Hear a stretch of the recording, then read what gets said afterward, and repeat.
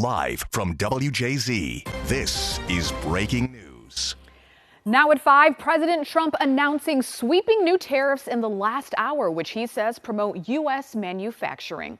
Hello, everybody. I'm Nikki Zizaza. And I'm Denise Koch. Welcome to those of you watching on CBS News Baltimore and on WJZ TV.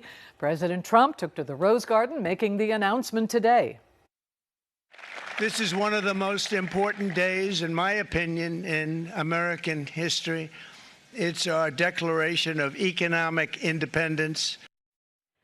The president said there will be tariffs on at least 10% of nearly all goods coming into the U.S. He also said a 25% tariff on all foreign-made automobiles will go into effect tonight. On top of this, here's a breakdown of some of the tariffs each country will face. Vietnam will have 46% tariff, China 34%, and the European Union 20%.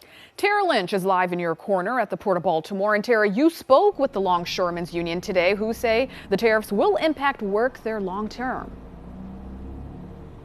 Yeah, Nikki and Denise, we've heard the word uncertainty a lot this week, particularly when it comes to Wall Street. We're also hearing that here at the Port of Baltimore. The Longshoremen Union here, Local 333, says if the ships aren't coming, there won't be enough work for them. And they also say it really depends on what consumers do here in our region and beyond. And if the consumers are not buying international, then the cargo won't be here for them to work.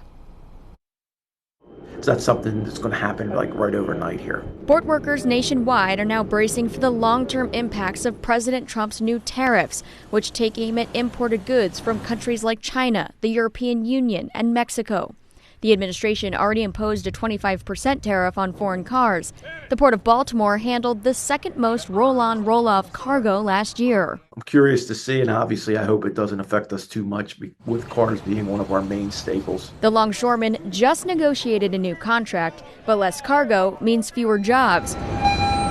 However, there will still be jobs, unlike when the port was shuttered after the collapse of the Key Bridge. We have to have the cargo here to produce the man hours to get paid. It could be bad, but it's not going to be as catastrophic as that. The Maryland Port Administration said in a statement to WJZ, future impacts will be based on if shippers reduce or stop freight bound for the U.S. The president has launched a reckless trade war. Governor Wes Moore has already taken aim at the Trump administration as the state faces a $3 billion budget deficit and the threat of federal jobs leaving Maryland. And those tariffs could mean over a $2 billion impact on our economy and directly harm our people.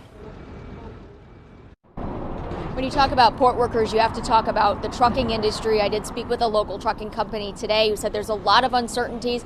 That company in particular doesn't deal with Chinese goods a lot, but they do a lot of business with European businesses as well. So they are very unclear on what these tariffs will actually do to their business long term. But they say the concern of fewer imports coming to the Port of Baltimore is definitely on their radar right now.